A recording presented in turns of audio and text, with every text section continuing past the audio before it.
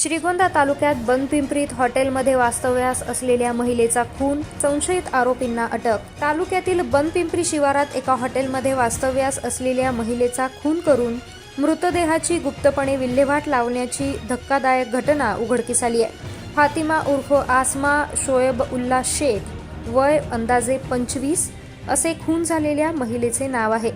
Police तपासानंतर संशयित आरोपी कल्याण राजेंद्र पठारे यास अटक करण्यात आली आहे। त्याचे इतर साथीदार सध्या पसार असून पोलीस त्यांचा शोध घेत आहेत।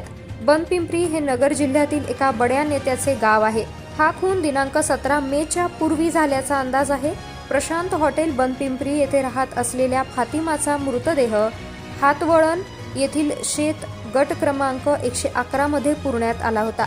या संदर्भात पोलीस उपनिरीक्षक मनोहर हनुमंत खिळदकर यांनी दिलेल्या फिर्यादीवरून रविवार दिनांक 18 मे रोजी पहाटे कल्याण पठारे व त्याच्या साथीदारांविरुद्ध गुन्हा दाखल करण्यात आला।